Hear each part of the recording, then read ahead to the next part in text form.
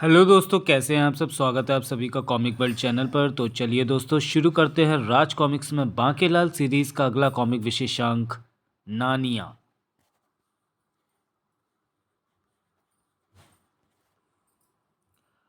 मोटे मुच्छड़ मनहूस, तू हर बार मेरे हाथों मरने से इसलिए बच गया क्योंकि जिन्होंने तुझे पिछले 5 जन्मों में मारा वही तुझे इस जन्म में भी मारेंगी। तेरी मौत है ये चुड़ैल की नानिया।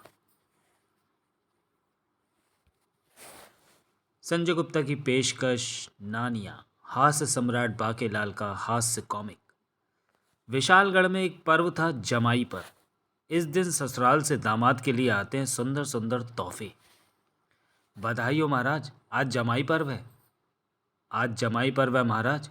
जमाई पर्व नहीं, जल्दी से जाकर नहा धोकर तैयार हो जाइए। मेरे मायके से कोई सुंदर सा उपहार आता ही होगा। महारानी, केवल उपहार कहो तो ज़्यादा बेहतर होगा। सुंदर सा उपहार कहने पर ऐसा लगता है जैसे कि हमें हर साल मूर्ख बनाया जा रहा है। याद है तुम्हें, पिछली बार हमारे पूजनीय शव असुर जी ने क्या भेजा था? एक कमरबंद यानी बेल्ट, जो हमारी कमर को ही ना बंद कर पाई। आपकी कमर में हर साल जो दिन दूनी रात चौगनी वाली प्रगति होती है, क्या इसका दोष नहीं है इसमें? और उससे पहले साल सोने की तलवार कहकर जंग लगी तलवार भेज दी और कहा कि इस तलवार को सोते समय बिस्तर के नीचे दबा कर रखना। कोई शत्रु सोता जानकर हमला करे तो तलवार निकालकर तुरंत उसे मौत की नींद सुला देना। जैसे कि उस जंग लगी तलवार से शत्रु की गर्दन कटी जाएगी। अजी, तलवार के वार से बेहोश तो हो ही जाएगा जो वो। फिर सिपाहियों को बुलाकर आप शत्रु को बंदी नहीं बना सकते क्या? और उससे पिछले साल जो, देखो जी, मैं खूब समझती हूँ।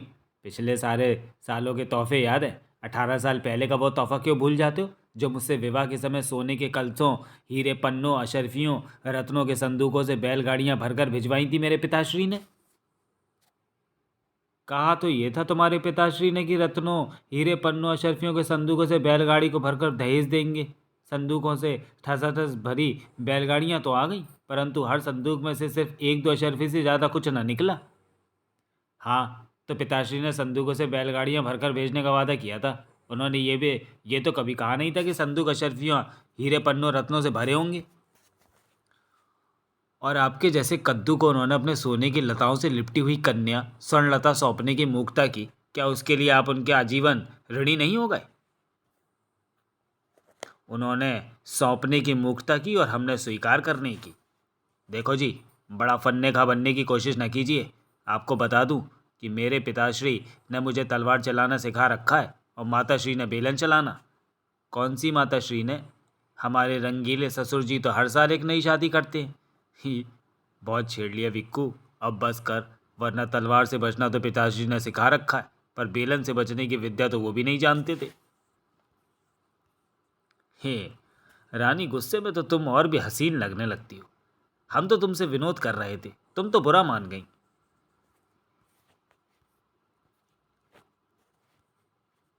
महाराज की जय हो।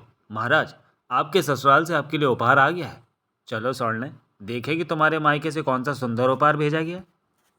विक्रम सिंह का ससुर चंदन सिंह कंगाल तो था ही। उसने अपने कबाड़ गृह में पड़ी हुई 200 साल पुरानी मालमारी विक्रम सिंह को तोहफे में भेज दी थी। सुंदर, अति सुंदर, अति अति अति सुंदर महारानी। इस बार तो सुंदर, अनमोल और अद्भुत बेशकीमती उपहार आया तुम्हारे मायके से। दाल के बोरे के बराबर दुलारे दामाद को भेंट, चंदन सिंह। विशालगढ़ का महल विशाल जरूर है, परंतु इतने विशाल का कबाड़ को रखने की जगह नहीं है यहाँ। कर बूढ़ा खूसट। महाराज, गजब हो गया, गजब हो गया महाराज। एक विशालकाय भैंसा दानव चंदन नगर से घरों में घुस घुस कर तोड़ फोड़ करता हुआ विशालगढ़ आ पहुंचा है। घरों में तोड़ फोड़ करने के बाद वो गायब हो जाता है। रानी, तुम्हारे मायके से तोहफे के साथ साथ मुसीबत भी भेजी गई है। महाराज, सत्यता जाने बिना आप कैसे कह सकते हैं मुसीबत मेरे मायके से भेजी गई है? महामंत्री जी, इस मुसीबत का क्या करें? इधर बांकेलाल बिस्तर से उठकर आंख मलता हुआ बस उधर से ही गुजर ही रहा था कि बांकेलाल, बांकेलाल। ओह, ये सुबह सुबह मेरे नाम का भजन कौन गा रहा है? हाँ महाराज, नगर वासियों को इस भैंसा दानव से सिर्फ बांकेलाल ही छुटकारा दिला सकता है। भैंसा दानव? हाँ महाराज, भैंसा दानव को मारने के लिए बांकेलाल को भेजिए। बाकेलाल ने कई बार ऐसी बलाओं से नगर की रक्षा की है, वही कोई युक्ति बढ़ाएगा। महारानी सर्वया उचित कह रही है महाराज। मुझे भेजेंगे तो मैं जाते ही उसकी गर्दन काट डालूंगा, और हमें कभी पता नहीं चल पाएगा कि वो दानव तोड़फोड़ क्यों मचा रहा है। सत्यानाश हो इन सब का। कम मगर सारे के सारे हर वक्त मुझे मुसीबत में ढकेलने की योजना में ही लगे रहते हैं, पर मैं आज इनके हाथ ही नहीं आऊंगा। पर बाकीलाल है कहाँ? सो रहे होंगे जनाब। आलसी महाराज। दास, बाकेलाल के कक्ष में जाओ और उसे उठा कर लाओ। महाराज, माना कि बाकेलाल जी दुबले पतले हैं, पर मैं भी तो इतना बलवान नहीं हूं कि उनको उठाकर यहाँ पर ले आ सकूं। हमारा मतलब है कि बाकेलाल को जगाओ और यहाँ पर लेकर आओ। बाकेलाल चाचा अपने कक्ष में नहीं मिलेंगे। उनको अभी मैंने उस दिशा में भागते हुए देखा है। आओ पुत्र मोहक सिंह। लेकिन बाकेलाल भाग क्यों रहा था? क्या उसका पेट खराब है? महाराज, मैं अभी बाकेलाल को पकड़ कर लाता हूँ। मैं दूसरी ओर देखता हूँ, बाकेलाल जी उधर ना निकल गए हों। सेनापति और महामंत्री बाके को आवाज लगा रहे थे और वो छिपने की कोई जगह ढूंढ रहा था। दोनों नामुराद इधर से आ रहे हैं, पर आज इनसे बचने के लिए मुझे पाताल में भी छिपना पड़े तो वहां भी जाकर छिपूंगा। इधर विक्रम सिंह, सैनिकों, इस सुंदर मालमारी को तहखाने में ले जाओ और वहां सजा कर रख दो। क्या? तहखाने में? हाँ स्वर्णिम, तुम तो जानती होगी हमारा कक्ष अभी कितना भरा भरा सा है। तुम्हारे श्रृंगार की वस्तुओं से भरी एक मालमारी हटा दी जाए तो ये मालमारी वहां रखवा सकते हैं। स्वर्णलता मन महसूस कर रह गई। बाकेलाल खंबे के पीछे खड़ा सैनिकों को मालमारी ले जाता हुआ देख रहा था। मोटा सिंह, मालमारी तो बहुत भारी है। रख नीचे यार, थोड़ी देर सुस्ता लेने दो। मोटा सिंह, तुमने सुबह रोटियां कैसे बेली? बेलन तो भाभी जी ने तुम्हारे सिर पर मार मार कर तोड़ डाला था। छिपने के लिए ये जगह अच्छी है। ग्रर। यार, सुस्ताने के बाद तो मालमारी और भी भारी लगने लगी है। चार सैनिकों ने तहखाने में ले जाकर मालमारी को रखा ही था कि अरे सैनिकों, बाकीलाल को कहीं देखा है तुमने? नहीं सेनापति जी, यहाँ तो सिर्फ कबाड़ है और अभी लाई गई मालमारी। बाकीलाल भी कबाड़ से कम कहाँ लगता है। आसपास देखो, दिख जाए तो बोधी पकड़ कर ले जाओ महाराज के पास। सेनापति के बच्चे, दाल दाल कच्चे, हंडिया में पके उल्लू के बच्चे। कहीं कोई सैनिक मालमारी ना खोल दे। मैं और पीछे हो जाता हूँ। पीछे काफ़ी जगह और अंधेरा भी। आए, ये क्या? मैं जितना पीछे जा रहा हूँ जगह उतनी ही अधिक बढ़ती जा रही है। मालमारी की चौड़ाई इतनी अधिक तो नहीं थी, कुछ गड़बड़ लगती है। तभी बाकेलाल का पैर अलमारी की दीवार से मालमारी की दीवार से टकराया। मेरा पैर दीवार से टकराया है। दरवाज़ा खुला और बाकेलाल उसके बाहर आ गिरा। दरवाजे के बाहर एक पूरी अलग दुनिया थी। बाकेलाल एक बर्फीले जंगल में आ पहुंचा था। ओ, ये मैं कहाँ पहुंचा? ये तो कोई अन्य लोक लगता है। बाकेलाल आगे बढ़ने लगा। मुझे देखना चाहिए, मालमारी के पीछे बने इस जंगल का क्या रहस्य है। बाकेलाल अनजान था बर्फीले मकान से निकले उस प्राणी से। परंतु ओए, ये क्या? ये तो इंसान है। ये किस प्रकार का प्राणी है? क्या तुम इंसान हो? क्या मतलब? क्या तुम इंसान नहीं हो? नहीं, यहाँ पर कोई इंसान नहीं है। यहाँ सब आधे जानवर आधे इंसान हैं। ओ, परंतु ये कौन सी जगह है? ये दिलजानिया की दुनिया है। तुम जहाँ से आए हो तुरंत वहीं लौट जाओ, वरना तुम्हें पकड़कर तुम्हारी बलि दे दी जाएगी। बलि? परंतु क्यों? क्योंकि यहाँ पर 3 चुड़ैल नानिया का राज है, और नानियों को केवल मानवों से ही खतरा है। एक भविष्यवाणी के अनुसार ये मानव ही नानियों को खत्म कर सकता है। उस तस्वीर को देखते ही बाकेलाल उछल पड़ा। ये तो मोटा मुच्छड़ मनहूस कद्दू विक्रम सिंह है। पिछले 200 वर्षों में इस मनुष्य ने 5 बार जन्म लिया है। पांचों बार इसकी हत्या चुड़ैल नानियों ने कर डाली है। हर जन्म में इस मनुष्य की मृत्यु के साथ अगले जन्म में इसकी शक्तियाँ भी कम होती जाती हैं। अब जन्म लिया होगा इस मनुष्य ने तो बिल्कुल ही साधारण मनुष्य रह गया होगा, जबकि पिछले 200 वर्षों में चुड़ैल नानियों की शक्तियाँ बहुत अधिक बढ़ चुकी हैं। अब तो शायद वो मनुष्य पल भर भी न टिक पाए चुड़ैल नानियों के सामने। शायद दिलजानिया की धरती कभी चुड़ैल नानियों के आतंक से आज़ाद नहीं हो पाएगी। मोटे को चुड़ैल नानियों ने यदि 5 बार मारा है तो छठवीं बार भी तो मार सकती हैं। फिर मोटा रहा होगा किसी जन्म में पराक्रमी। वैसे इस जन्म में भी वो पराक्रमी था, परंतु तब तक जब तक कि उसका पेट गुब्बारे की तरह फूला ना था। फिर इस जन्म में तो उसकी कुंडली में सांप की तरह बाकेलाल भी कुंडली मारकर बैठा है। इसका मतलब कहना ही पड़ेगा वो मारा पापड़ वाले को। क्या हुआ मानव, तुम इस तरह प्रसन्नता से उछल क्यों पड़े? कुछ विशेष बात नहीं, पिछले जन्म में किसी ने मुझे एक चुटकुला सुनाया था, वो आज समझ में आया, इसलिए प्रसन्नता से मेरी हंसी छूट गई। पिछले जन्म में? तभी एकदम से भयभीत हो गया वो पशु मानव। भागो मानव, मुझे चुड़ैल नानियों के वाहन के आने का आभास हो रहा है। बाकीलाल हतप्रभ खड़ा रह गया। राजील, पकड़ लो इसे। मानव? ओह, तो ये हैं वो चुड़ैल नानियाँ। ठहरो राजील। कौन हो तुम मानव? दिल जानिए की दुनिया में तुम कहाँ से आए? हे रानी जी, प्रणाम स्वीकार करें पहले। बस ये समझ लीजिए कि आपको आपके शत्रु का पता बताने के लिए शैतान देव ने मुझे आपके पास भेजा है। मेरा शत्रु? हाँ, आपका शत्रु विक्रम सिंह, जिसे आपने 5 बार पहले भी उसके पिछले जन्म में मारा। छठी बार भी उसकी मौत आपके ही हाथों में लिखी है। तभी तो कमबख्त आज तक मेरे हाथों से नहीं मरा। विक्रम सिंह के बारे में तुम क्या जानते हो? यदि आप कहें तो मैं उसे बहला फिसलाकर आपके समक्ष पेश करूं। बाकीलाल, तुम काफ़ी समझदार मालूम पड़ते हो। नानिया तुमसे प्रसन्न हुई? वो सामने हमारा महल है, आज रात हम तुम्हारा वहाँ पर इंतज़ार करेंगे। राजील, चलो। विक्रम सिंह के हाथों मेरी मौत तो लिखी है, पर मौत किस तरह होगी ये मेरे अलावा कोई नहीं जानता। बाकीलाल निकल आया मालमारी के बाहर, वापस राजमहल में। थप्पा! बाकीलाल, तुम कहाँ थे? तुम यहाँ थे? हम कब से तुम्हें ढूंढ रहे थे। एक भैंसे दानव ने नगर में उत्पात मचा रखा है, वो घरों में घुसकर तोड़ फोड़ करके गायब हो जाता है। अच्छा, तो आप सब मुझे दानव को मारने के लिए ढूंढ रहे थे। मैं समझा कि आप सब लुका छुपी खेल रहे हैं, इस कारण मैं मालमारी में जा छुपा था। उस भैंसे दानव को तो मैं चुटकियों में मसल डालूंगा। उसे मारने की योजना मैंने सोच ली है।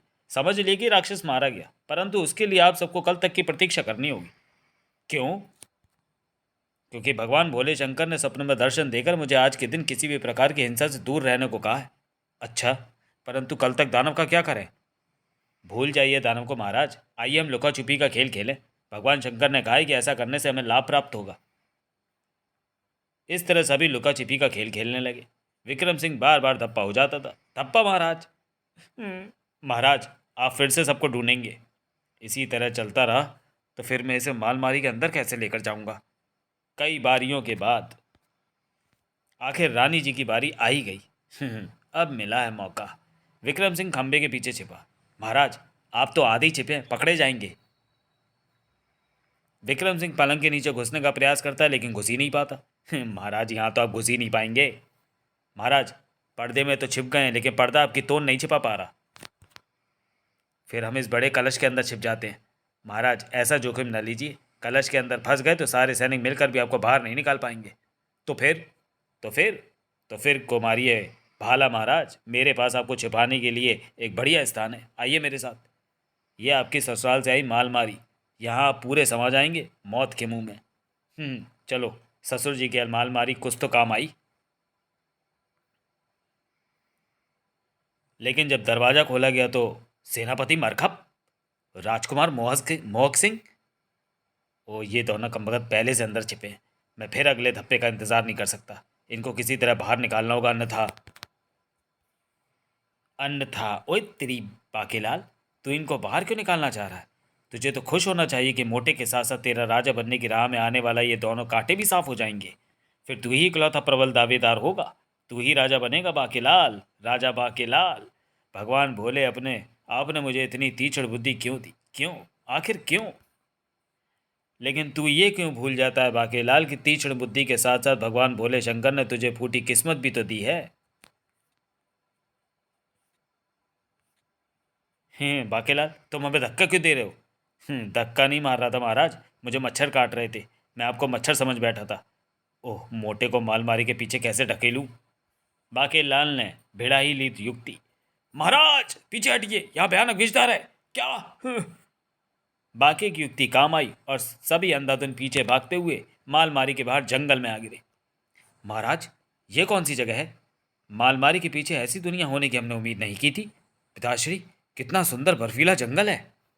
महाराज, वो कैसा महल है? हमें चलकर वहाँ देखना चाहिए और पता करना चाहिए कि ये कौन सी और कैसी दुनिया है।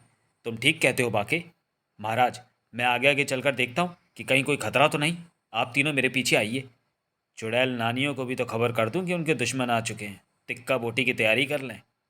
बाकीलाल की आदत अच्छी है कि वो हमेशा खतरों से खेलने को तैयार रहता है। हाँ महाराज, यदि मुझे कुंवारा मरने का शौक होता तो मैं भी खतरों का खिलाड़ी बन जाता। अब तक बाकीलाल महल के अंदर पहुंच चुका था। ठहरो मानवो, मानवो, उस महल की ओर मत जाओ, वरना चुड़ैल नानियां तुम्हें समाप्त कर देंगी। महाराज चेर, वो भी बोलने वाला। और पिताश्री, हमें शेर के मुंह में छोड़कर गीदड़, मेरा मतलब बाकी चाचा, महल में खतरों से खेलने चले गए हैं। हमसे भयभीत होने की आवश्यकता नहीं है मनुष्य। आप हमारे साथ हमारे महल चलिए, वहां पर आप सुरक्षित रहेंगे। दिल जानिए की धरती को आपकी आवश्यकता है। लेकिन वो बाकेलाल महल में घुस गया है शेर महोदय। बाकेलाल, आपका चौथा साथी? ये उसने ठीक नहीं किया। महल में चुड़ैल नानियां उसे खत्म कर डालेंगे।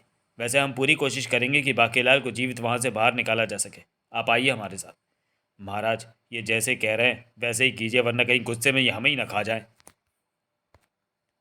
उन सब गतिविधियों को एक भेड़िया छिपकर देख रहा था। ओह, मुसलन मानवों को अपने साथ ले गया। रानी साहिबा को यह बात बतानी होगी। इधर बाकेलाल जा पहुंचा था नानियों के पास।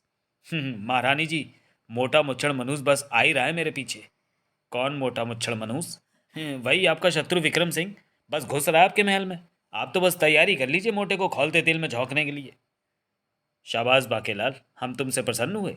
तभी भेड़िया वहां प्रवेश करता है। शाबाशी तो अपने पास ही रखिए रानी साहिबा, और खौलते तेल में आप इस निकम्मे बाकेलाल को डालिए।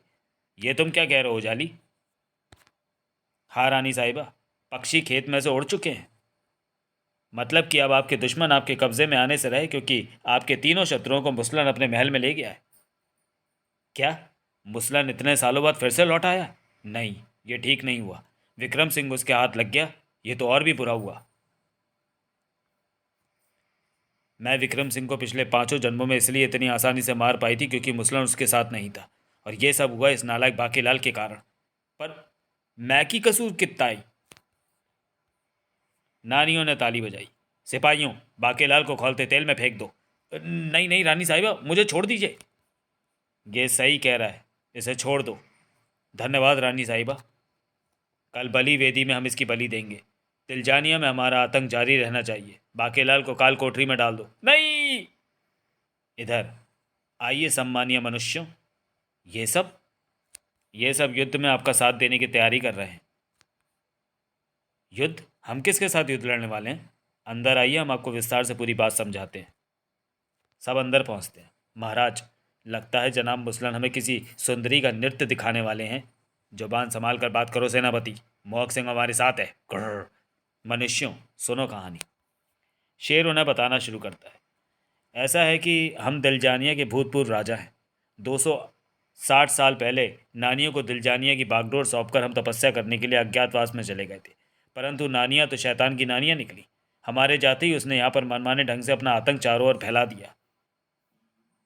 पिछले 5 जन्मों में आपने नानियों को समाप्त करने का प्रयास किया, परंतु 5 बार आप उसके हाथों मारे गए। हम? शायद इस बार आप दिलजानिया की धरती को आज़ाद करवा कर ही रहेंगे। हाँ विक्रम सिंह जी, आपने ये 6वां जन्म लिया मनुष्य योनि में, या फिर 6वीं बार भी मौत के मुंह में जाएंगे। ही।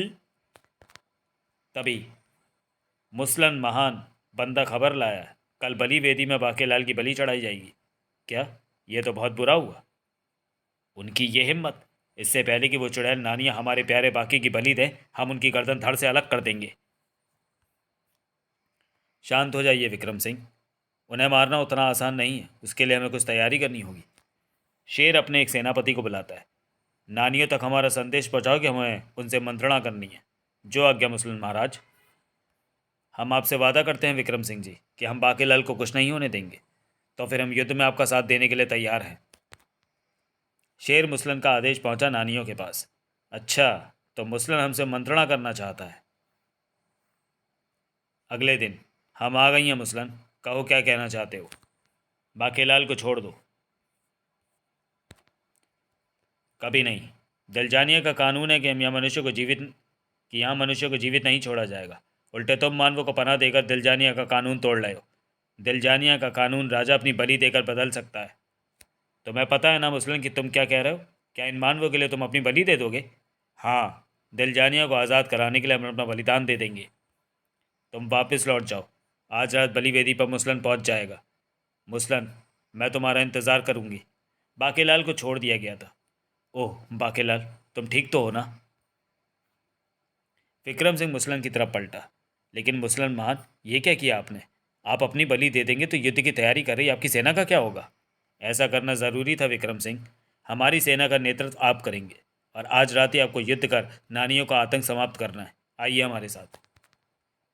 ये वो विशेष शस्त्र शस्त्र है जिनसे नानियों की मौत होनी है, परंतु पिछले 5 जन्मों में वो इस हथियार से क्यों नहीं मारी गई ये पता नहीं चल पाया। हाँ, अब आप सब युद्ध के लिए तैयार हैं। साथियों, दिलजानिया की धरती को आज़ाद करने के लिए आपको जी जान से साथ देना होगा अपने सेना नायक विक्रम सिंह जी का। क्या आप सब तैयार हैं? हाँ, हम सब अपनी जान पर खेल जाएंगे। रात को जब मुस्लिम बली वेदी की ओर जा रहा था, मोहक सिंह, तुम अभी तक सोए नहीं हो? नहीं मुसलमान, अंधेरे में अकेले सोने पर पजामा गीला हो जाता है। अब बार बार उठकर पजामा सुखाने से अच्छा तो सोया ही ना जाए। तो फिर तुम जागकर युद्ध की तैयारी क्यों नहीं करते?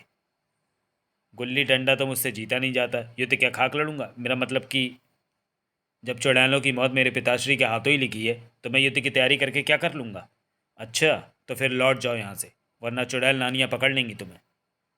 हा हा हा हा हा। आओ मुसलन आओ, तुम्हारी तड़प तड़प कर जाती हुई जान को देखने के लिए मेरी पूरी सेना बेकरार है। मुस्लिम बलि वेदी पर लेट गया और मुस्लिम की बलि लो मेरे गुलामों। मुस्लिम के चारों पैर बांध दिए गए और तीर चाकी भालों से उसे छेद दिया गया। मारो मारो या मारो, काट डालो। चुड़ैल नानियों का भयानक शैतानी ठहाका गूंज उठा। हा हा हा हा हा। साथियों, मुस्लिम मारा गया। आज की रात जश्न की रात है। महारानी महारानी, मुस्लिम की सेना ने विक्रम सिंह के नेतृत्व में आक्रमण कर दिया है।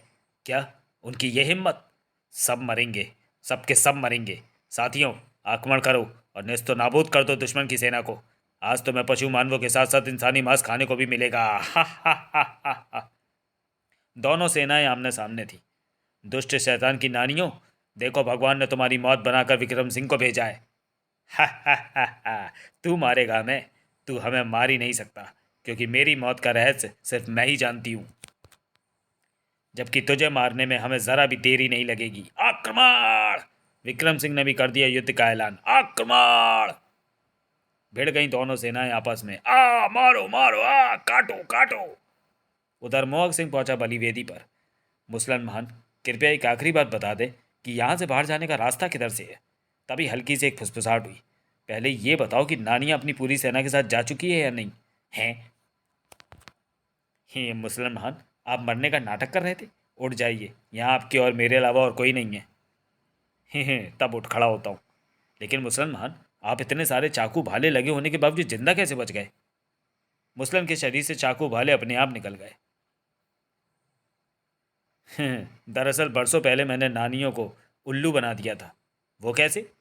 दिलजानिया की कानून की किताब से मैंने एक पन्ना फाड़ लिया था, जिसमें यह कानून लिखा था कि बलि वेदी किसी निर्दोष की बलि स्वीकार नहीं करेगी। अब तुम बैठो मेरी पीठ पर, ज़रा कसकर पकड़ना, मैं अकेला ही पूरे दिलजानिया का नाम ऊंचा कर दूंगा। मोहक को पीठ पर बैठाकर मुसलन ने लंबी छलांग लगाई। चक दे दिलजानिया! तहाड़! इधर युद्ध में। महाराज, ये शस्त्र तो कमाल के हैं। हर एक वार में इतने सारे दुश्मन मारे जा रहे हैं जितने मैंने अपनी अब तक सारी लड़ाइयों में नहीं मारे थे। सेनापति, दुश्मन पर ध्यान दो, 20 पशु मानव तुम्हारी ओर बढ़ रहे हैं। क्या? विक्रम सिंह दुश्मनों के शवों के ढेर लगाता हुआ आगे बढ़ रहा था। बाकेलाल, इतनी धमा चौकड़ी करवाने का क्या लाभ मिला तुझे? एक रात भूखा रहना पड़ा, जान जाते जाते बची, मोटा भी अब तक नहीं मरा। तेरी किस्मत ही कबाड़ है। इधर सैनिकों की फौज को चीरता हुआ विक्रम सिंह जा पहुंचा था चुड़ैल नानियों के पास। शैतान की नानियों, मरने के लिए तैयार हो जाओ। मरने के लिए या मारने के लिए? शायद तू आ की मात्रा लगाना भूल गया है। इधर मुसलन मोहक सिंह के साथ आ पहुंचा था। साथियों, मुसलन आ पहुंचा है दुश्मनों का बंटाधार करने के लिए, और साथ में है वीर बहादुर पराक्रमी शूरवीर राजकुमार मोहक सिंह। हे। इधर चुड़ैल नानियां आश्चर्य से चकित थी। ओह, मुसलन जीवित कैसे बच गया? यकीन नहीं हो रहा। मुसलन अकेले ही पूरी सेना पर भारी पड़ा। खच! खच खच खच! सत्यानाश, सवा सत्यानाश। बाकेलाल, मुसलनपुरी इस दुश्मन सेना को मार डालेगा। इधर शायद मोटा भी चुड़ैल नानियों को खत्म कर डाले। तू खाली हाथ आया तो खाली हाथ ही जाएगा क्या? एक क्षण, एक क्षण। विक्रम सिंह चुड़ैल नानियों को तभी मार पाएगा ना जब उसके हाथ में हथियार होगा। मैं यहाँ से मोटे के हथियार का निशाना लगाकर अपना हथियार फेंकता हूँ, और जैसे ही मोटे के हाथ से मोटे का हथियार नीचे गिरेगा, छठवीं बार चुड़ैल नानियां निहत्थे मोटे का काम तमाम कर डालेंगी। उसी समय सेनापति के हाथ से भी तलवार छूट गई। ओए, तलवार गई, अब तेरा क्या होगा सेनापति? एक ही समय था जब बाकेलाल का फेंका हुआ और सेनापति के हाथ से उछले हुए हथियार का स्पर्श विक्रम सिंह के हथियार से हुआ। टनाक! एक दिव्य चमक कौंधी। चीख पड़ी नानियां। ओह, ये क्या? ये नहीं हो सकता। तीनों शस्त्रों ने जुड़कर एक नए शस्त्र का रूप ले लिया था। ओह, ये तो प्रलंकारी शस्त्र बन गया है। ले टुष्टा, मार! आ! ओह, हमारी मृत्यु इन तीनों हथियारों के जुड़ने से ही होनी थी, लेकिन ये रहस्य तो सिर्फ हम ही जानते थे। नानियों के मरते ही दिल जाने की पूरी जनता झूम उठी। बोलो पराक्रमी विक्रम सिंह जिंदाबाद!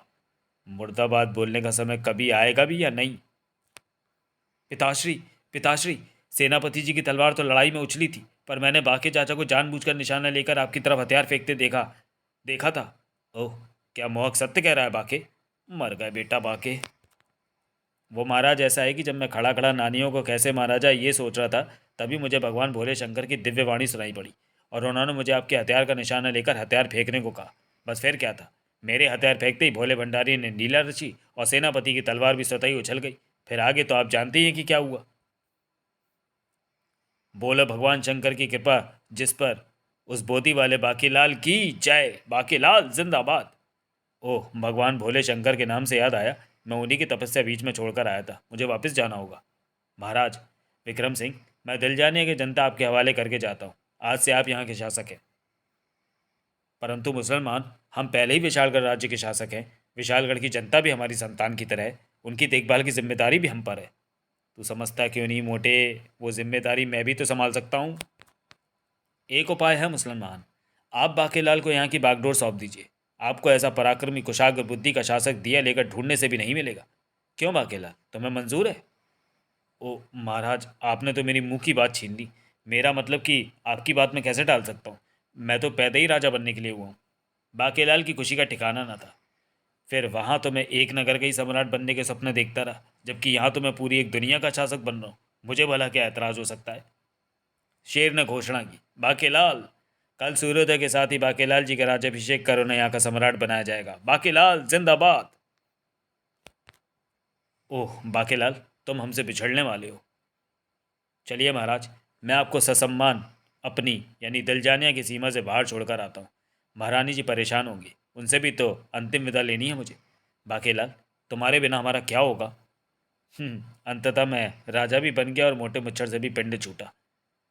और महल में निकलते ही, अरे महाराज बाकेलाल, सेनापति पुत्र मोहक! विक्रम सिंह ने उन्हें बताई दिलजानिया की कहानी।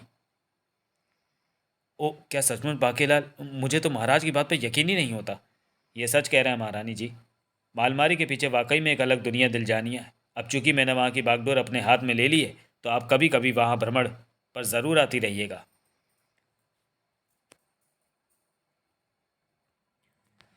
बाकेलाल सबसे अंतिम विदा लेकर मालमाली में घुसने वाला ही था कि वहाँ भैंसा दाना प्रकट हुआ। आखिर ढूंढ ही ली मैंने, यही है वो मालमारी। और अगले ही पल भैंसा दानव ने अपने हथौड़े से मालमारी को तिकड़े तिकड़े कर दिए। तड़ाक! हा हा, खत्म हो गया दिलजानिया का प्रवेश द्वार। सत्यानाश! अबे दानव के बच्चे, ये क्या किए तूने? हाँ, मुझे दिलजानिया की रानी नानिया ने भेजा था इस मालमारी को तोड़ने के लिए, ताकि कोई दिलजानिया की दुनिया में प्रवेश ना कर सके। इसी कारण तो मैं चंदन नगर से इस मालमारी को खोजता हुआ हर घर में घुसकर मालमारियां तोड़ रहा था। तभी, ओ ये क्या, मेरे हृदय में दर्द क्यों हो रहा है? मैं मर रहा हूँ। ओ, मेरी मौत तो नानियों के मरने के बाद मालमारी तोड़ने से होनी थी। हाँ दुष्ट दानव, नानियां मर चुकी हैं, अब तू भी मर। और दानव सचमुच मर गया। कमबख्त नामुराद ने मरते मरते दिलजानिया जाने के रास्ते को समाप्त कर दिया। लेकिन बाकेलाल, सोचो तो सही, इस घटना से एक बहुत बड़ा फायदा क्या हुआ? क्या? तुम फिर से हमारे पास ही रह गए हमेशा के लिए। अब कभी तुझे दूर नहीं जाने दूंगा बाके। प्यारे बाके, देते पुच्ची। मती मारी गई थी मेरी जो मैं रानी जी से अंतिम विदाई लेने के लिए वापस महल में आया। न महल आता, न दिलजानिया का मार्ग नष्ट होने के कारण यहाँ रुकना पड़ता। न विशालगढ़ का राजा बन पाया, न ही दिलजानिया का। मेरी फूटी किस्मत का बेड़ा गर्क हो। समाप्त। तो चलिए दोस्तों, वीडियो को यहीं समाप्त करते हैं और मिलते हैं बाकीलाल सीरीज़ के अगले कॉमिक विशेषांक जलयक्ष में। तब तक के लिए धन्यवाद।